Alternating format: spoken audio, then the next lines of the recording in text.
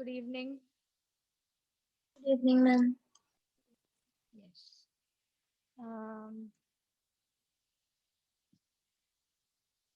You remember what intellectual deficiency is?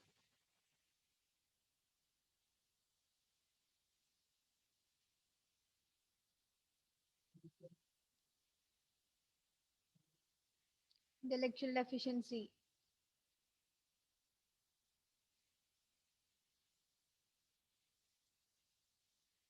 Rishma, what is intellectual deficiency? Nobody knows. Elvina, The American Association on Mental Deficiency viewed that is right. yes. Viewed intellectual disability as the significantly sub-average general um, functioning with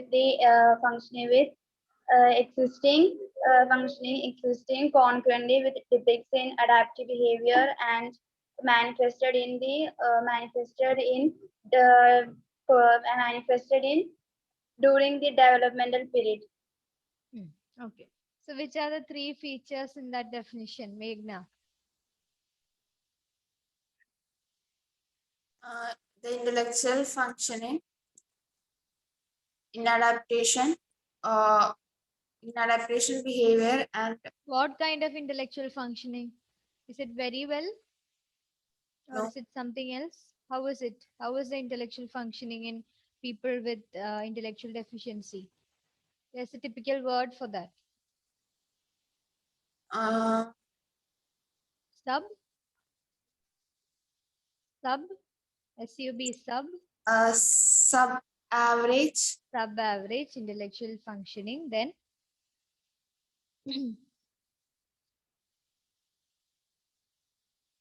developmental period, it occurs during the developmental period. Okay, fine. And the second one was lack of or low level of adaptive behaviors. Okay, when is the or what period is known as the developmental period, Ashish? Teenage. Huh? Teenage. Teenage. I want a specific age. 14 years old. 14 years. After that, you won't develop. Will develop Will develop. Amal Raj. up to 90. Up to 19. Okay. So 14 to 19, that is the developmental period. Ashish?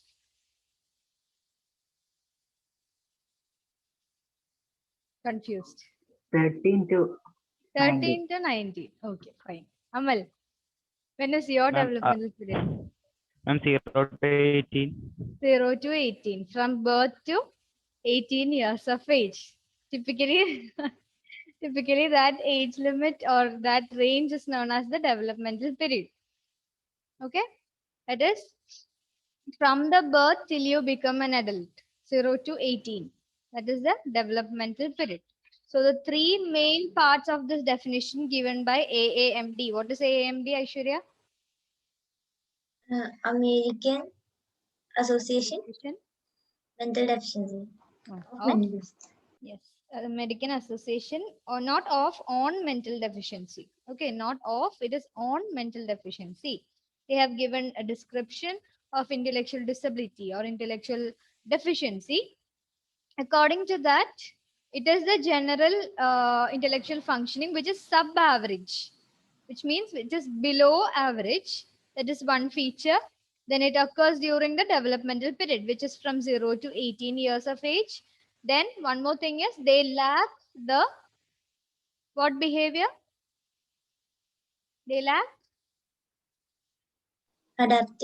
Adaptive behavior, or they'll show only low level of adaptive behavior. Okay. Now, Sana, which were the four categories of intellectual deficiency? mild, Mild, moderate, moderate, then severe, severe, and profound. and profound. Mild, moderate, severe, and profound. Okay. Raina, below what IQ score will you consider people as having intellectual deficiency? Below which score? In the normal curve, 100 was the average in the population. Below which score will you consider them as having intellectual deficiency?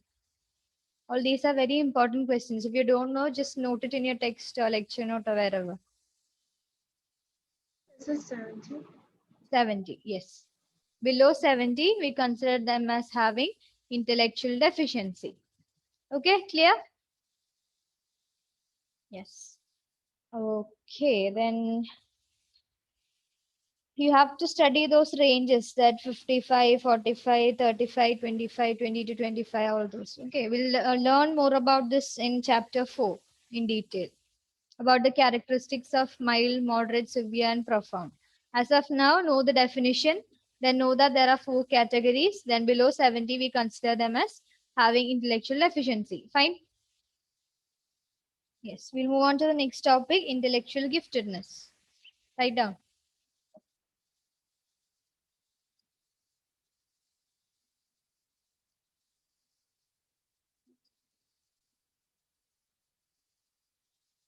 Intellectual giftedness.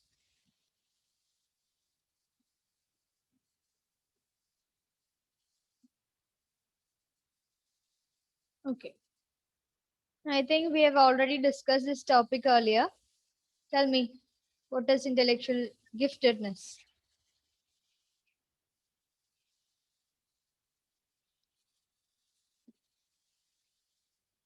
People who are having IQ above 130 are regarded as intellectually gifted. People who are having IQ above 130. 130 are supposed to have intellectual giftedness. Yes, they are considered as people who has intellectual giftedness. Now, Raina, start reading.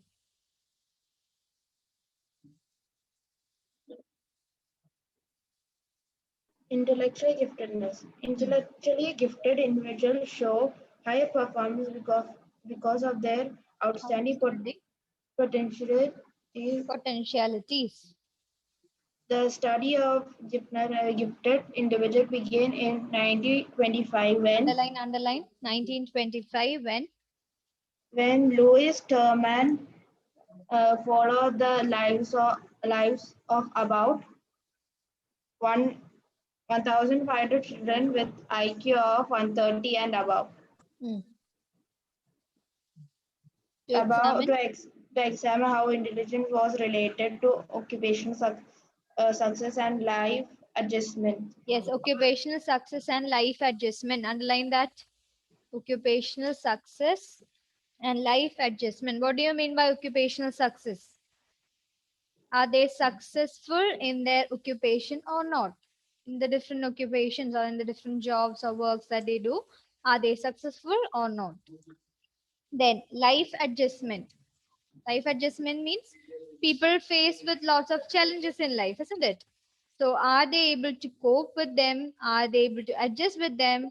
All those factors are dealt with in life adjustment. So who was the person who studied intellectual giftedness?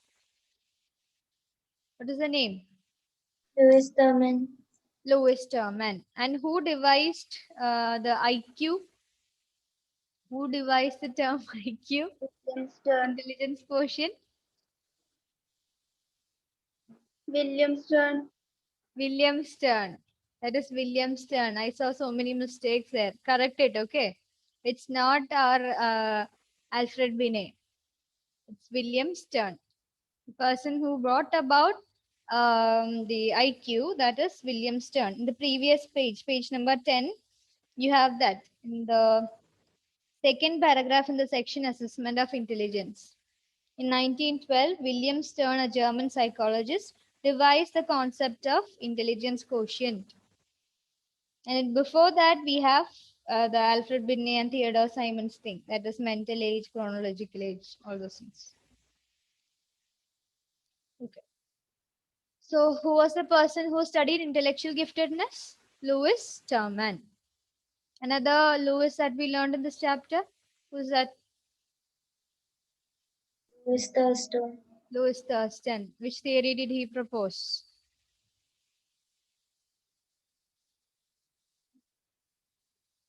Primary mental abilities. Primary mental abilities. Yes, correct. Okay. Now, who studied classical conditioning? Ivan P. Pavlov. Ivan P. Pavlov. Who studied operant conditioning?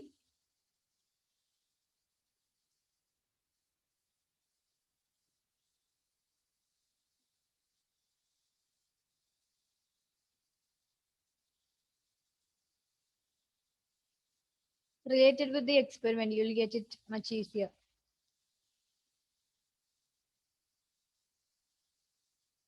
Operant conditioning, punishments, rewards, reinforcement. Ivan Bindu Bandura. No. Then who studied observational learning?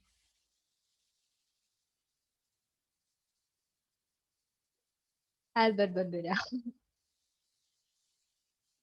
Operant conditioning. I'll give you a clue. Ma'am, B.F. Skinner. V.F. Skinner. Very good. V.F. Skinner studied operant conditioning. In the Skinner box. The rat in the Skinner box. Remember? Yes. Then insight learning. Chimpanzee Sultan. Meghna.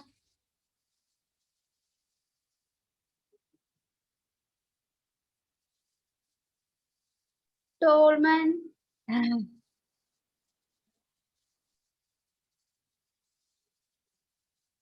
Insight learning, aha experience. Chimpanzee climbed down, connected the stick, got the banana. You know that person very well. We used to tease Meghna with that. Who's that, Evina? Kohler. Kohler, yes, Wolfgang Kohler. Then latent learning, that was by Tolman. Okay.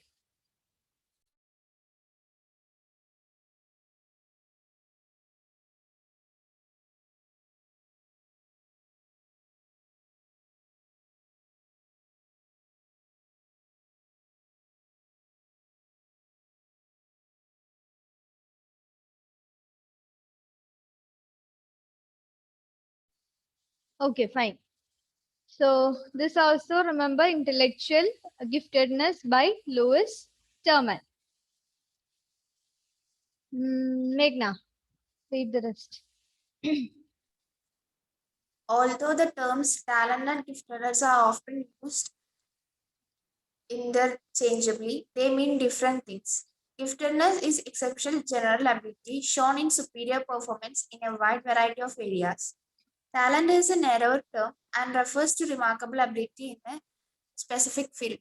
Example, spiritual, social, aesthetic, etc. The highly talented are sometimes called prodigies. Prodigies. Prodigies. Prodigies. Child prodigy. Haven't you heard that? Child prodigy. Yes. So giftedness and talent, both these terms are used hand in hand with each other. But in psychology, both of them means different things. Assessment is a part of testing. True or false?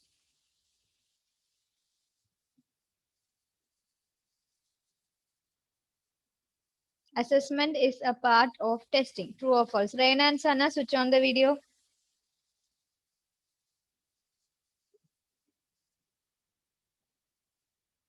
Assessment is a part of testing. Those who agree with me, raise your hand.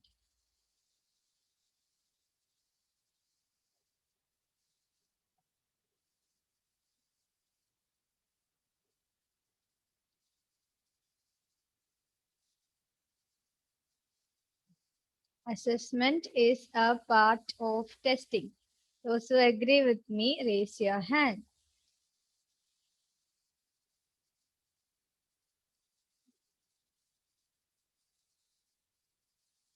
Nobody.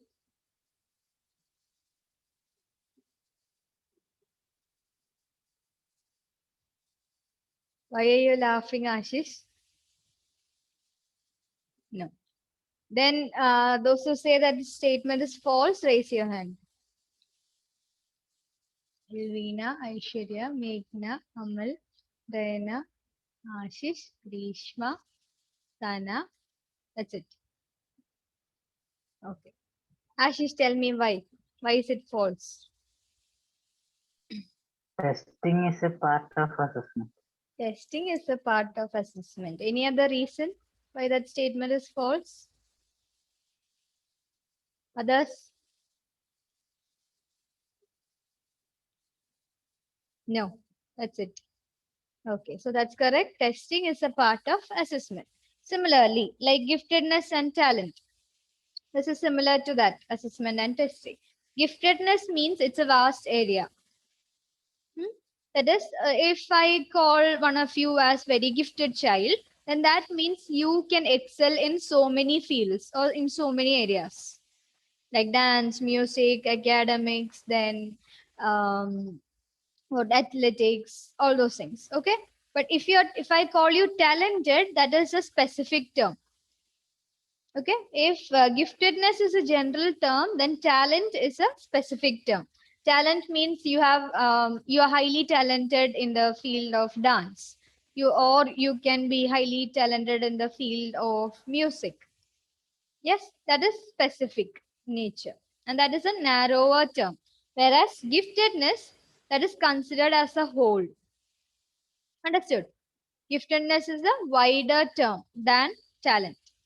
Okay, that's given there. Giftedness is, or it refers to, exceptional general ability shown in superior performance in a wide variety of areas. In a wide variety of areas. So if you are good at dancing, if you're very good at dancing, it doesn't mean that you just can dance, you dance for some family functions and all. If you're uh, on such a level of dancing, then people won't call you gifted. But if you have mastered so many different types of dance, you have pretty much in-depth knowledge about it, then you have excelled in different styles of dancing, then you know many of the famous dancers, you know more about them, you know the scientific things regarding all these dance steps and all, you know the history of it. Then if all those things are there, then people can call you gifted. And this starts with a very early age, you know, lifespan. Okay, with the giftedness, it can be what it can be diagnosed actually at a very early age. Then, what about talent? Talent is a narrower term and refers to remarkable ability in a specific field. Remarkable abilities in a specific field. Note that, underline that and keep remarkable abilities only in a specific field.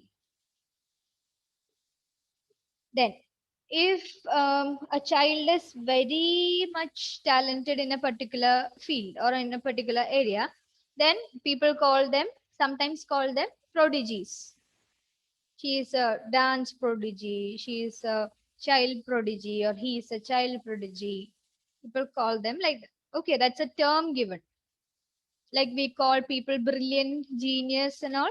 Prodigy is a term to describe them. Okay. Now, Amal, continue.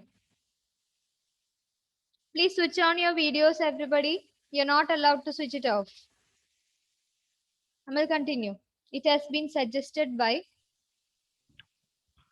It has been suggested by psychologists that giftedness from the teacher's point of view depend on combination of high ability, high creativity, and high Yes, high commitment. ability, high creativity, and high commitment. So the psychology people, they have studied a lot and they have found that from a teacher's point of view or from a teacher's perspective, there are three things or three domains in which the child has to be high in. The child has to have high level of ability, creativity, and commitment. Ability, creativity, and commitment. then only the teacher will call the student as gifted. That is from the teacher's point of view. So if a question comes from the teacher's point of view, which are the three things in which, or the three domains in which the child has to be high in order to be called as gifted, then you have to write ability, creativity, commitment. The child has to be high, the child has to have high ability, high creativity, and high commitment. We'll take the example of dance itself. The child has to be able to dance. That is high ability. Then creativity. Creativity means suppose on the day of their dance performance, some technical error occurred and the song got slow, or it started to play at a faster pace. So the child must be able to adjust to that. And for some minutes, that is from 1 minute to 1.20 minutes, the child has to add his or her own steps. So that requires high level of creativity in terms of dance. Otherwise, the child will be simply standing in that piece of music on the stage. Okay, so for first and foremost, ability should be there. High level of ability should be there to dance. Then the child should be able to be creative in whatever field we are considering. Then it requires high commitment from their side.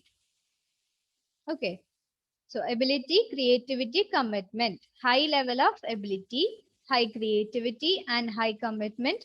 These are the factors that decide if a teacher considers a child or a student as what? Gifted. Okay, as gifted. Now, there are some characteristics for these gifted children or gifted people. We'll read that. Ashish, start. Gifted children show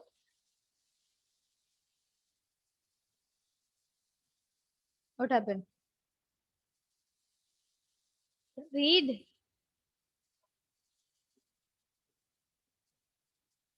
What is wrong? Gifted children showed early sign of intelligence Intellectual Even superiority. intellectual superiority. Hmm.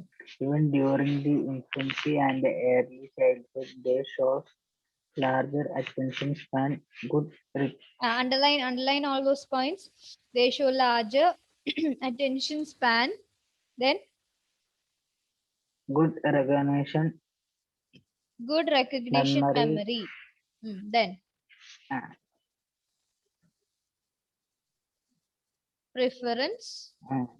attention, preferences for novelty. Preference for novelty. Novelty means new things. They prefer to see or play with new things. That is preference for novelty. Then Sensitivity to environmental changes. sensitivity to environmental changes. Suddenly, if they hear some noise, they'll react to it or they'll sense it very fast than the students or children with normal IQ. Then Early appearance of language skills. early appearance of language skills. They tend to speak very fast at an early age, or then they tend to get these language skills at a very early age. Okay, then To,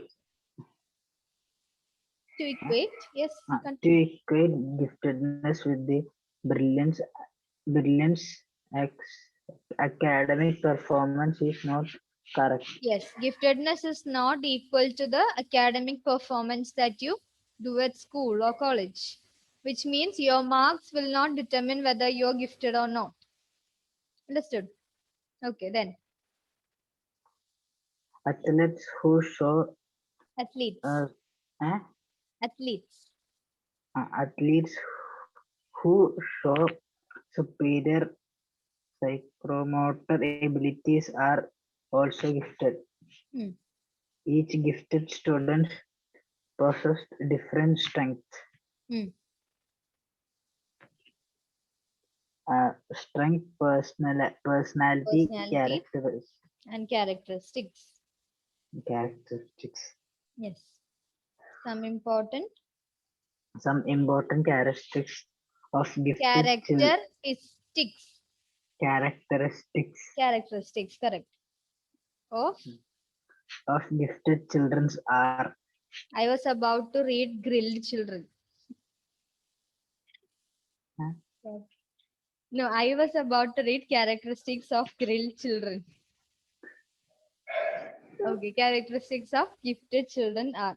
So, before this, we considered some general characteristics of gifted children. At early age, that is during infancy or childhood, we can again kind of diagnose or recognize or identify them from their certain behaviors and characteristics. What are they? One is they show larger attention span, which means they can attend to a lot of things for a very long time. Okay. Then what is the general attention span? Or general number of information that we can store in our memory or that we can attend to? Magical number? 7 plus or minus 2. 7 plus or minus 2, which means 5 to 9. Okay. Now, they show larger attention span, good recognition memory, which means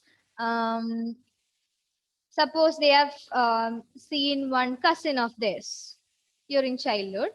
And after 2 months, they come and they easily recognize them. That is recognition memory. Okay, good recognition memory. Then preference for novelty. I told you they prefer new things always. Then sensitivity to environmental changes. I already told you they are very sensitive to any change that is happening in their surroundings or environment.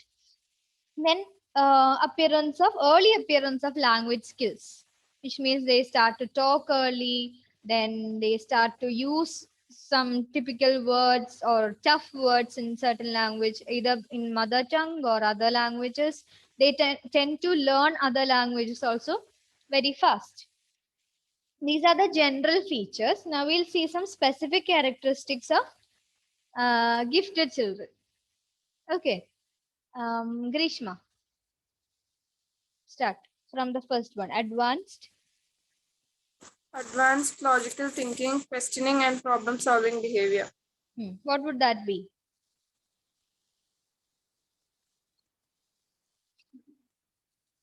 They can think critically and logically. Yeah, thinking critically and logically, which means if any topic comes to their mind, they start to criticize them. They think in logical ways, how this can be that, that can be this. They try to connect things and they question everything. And they have a kind of problem solving behavior. If they face with any issue, they consider so many problems, so many solutions at hand, then they'll try to fix each solution. For each problem, they try to find solutions to problems very easily. Okay, then next point. High speed in processing information. High speed in processing information. That is, suppose if I'm teaching them ABCD for the first time.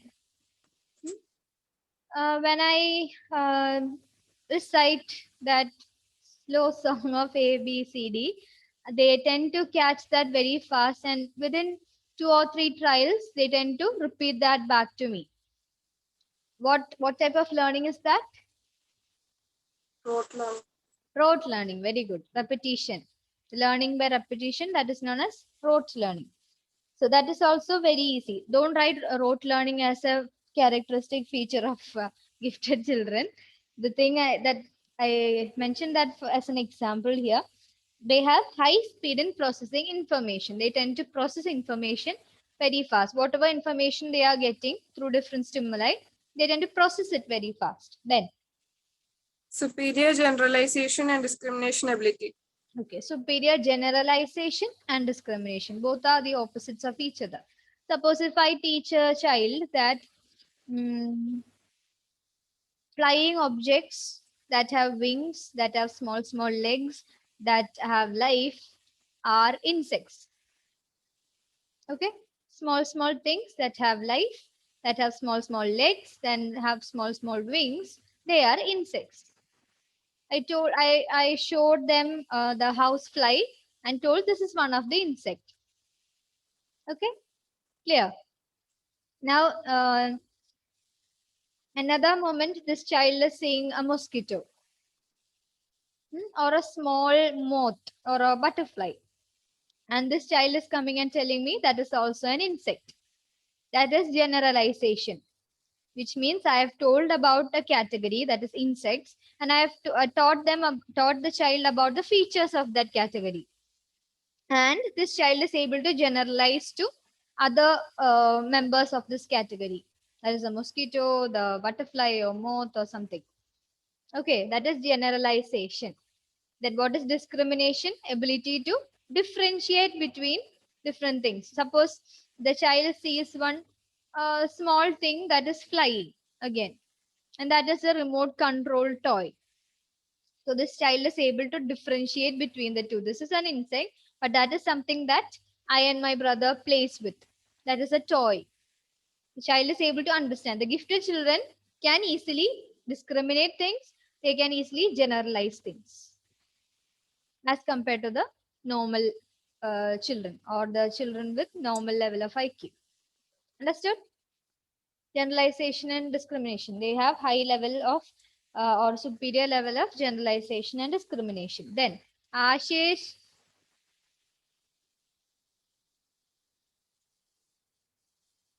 Advanced level of original and creative thinking. advanced level of original and creative thinking. They have thoughts of their own. They don't usually copy that of others. Okay, they tend to have their own thoughts, their own criticisms, their own viewpoints. Then what? They are creative in their thinking also. They try to be innovative in things that they do, that they think also. The next one, High level of intrinsic motivation and self-esteem. high level of intrinsic motivation. Have you heard about intrinsic motivation? Last year I told you to read a topic and this was there. Intrinsic motivation or intrinsic factors.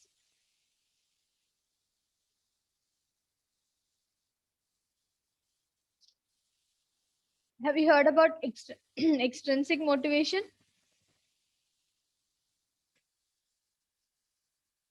No.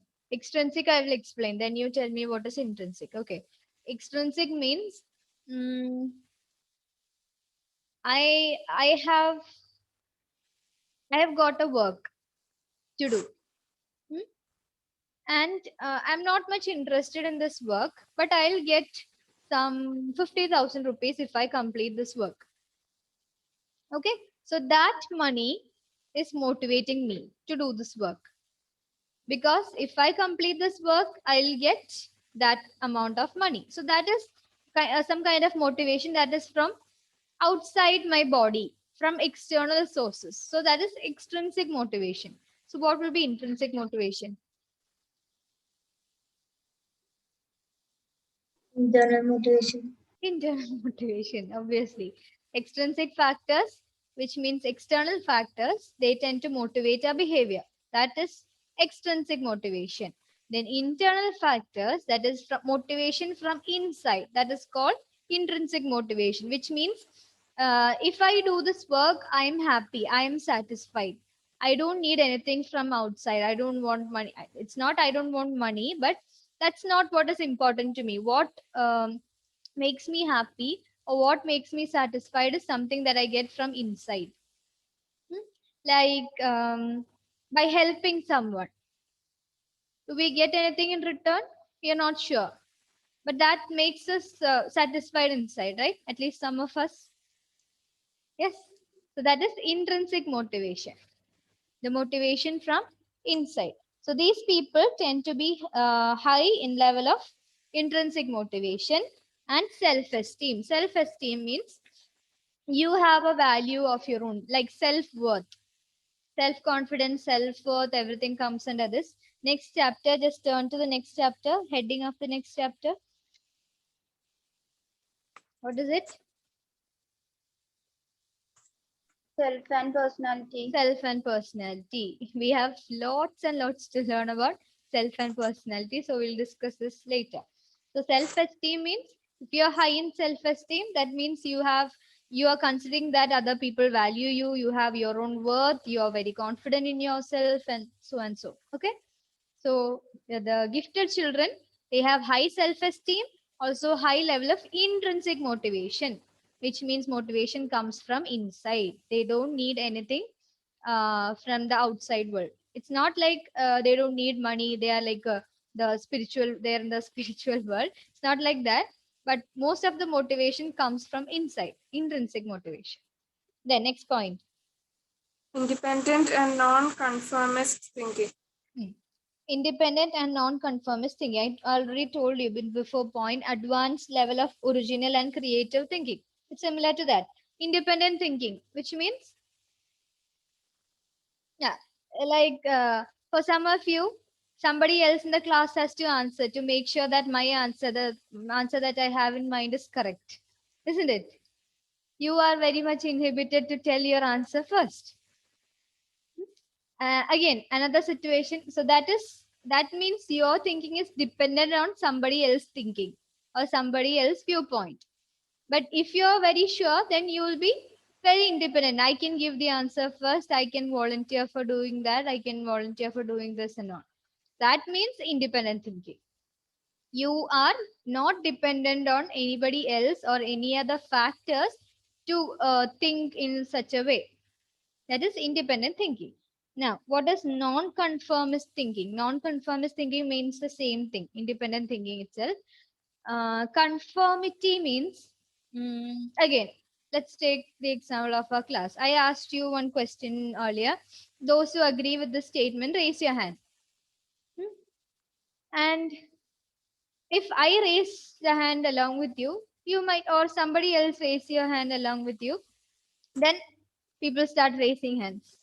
I see lots and lots of hands raised after that, isn't it? So that means you agree with the whole group, but you're very shy or inhibited to say a no to an answer which everybody else is saying yes. Have you had that tendency? Yes, that means conformity. Non-conformist means non-agreeing to everything. Confirming means you are agreeing to each and everything what your group is telling you. Suppose I'm telling, or most of the guys in your group are telling that we need to stop offline classes and start online classes. Okay. But one of you does not like the other type of classes, but just because the other classmates are telling that this is the thing, you are simply agreeing. You are just confirming to that. But if that particular child is a gifted child, then that person will disagree with that. Understood now? That is non-conformist thinking. Non-conformist means they do not agree to each and everything that their group says or the other people says. They have independent level of thinking. They have non-conformist level of thinking. Clear? Okay. Then last point. Preference for solitary academic activities for long periods. Yeah, preference for solitary academic activities for long periods. Suppose if I give you one project and I give you one option, you can either do it as a group project or you can do it as an individual project.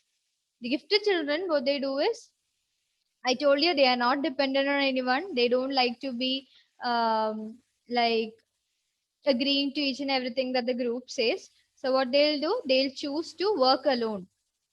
Solitary activities or solitary academic activities is done for a very long time. They don't mind. They can do their work on their own. So they don't have any disturbance from their other fellow beings. They can do their work alone in their own creative ways, their own innovative ways. That is the last point. They prefer solitary academic activities for long periods. Okay, these are the main features of the gifted children. Now, quickly read that last paragraph. Reina, did you read? You read. Sana, last paragraph. Performance on intelligence test. Performance on intelligence test is not the only measure for identifying the gifted. Many other sources of information, such as Underline. teachers' Teacher's judgment.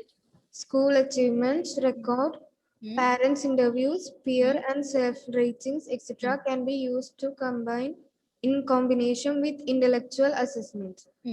To reach their full potential, gifted children require special attention and different educational programs beyond those provided to normal children in regular classrooms. Okay. That's it. Not only the intelligence test, but these information that is from parents, teachers, friends, everything is used to consider them as gifted children. Okay. Okay. If you have any doubt, please let me know. It's time. Okay. Thank you.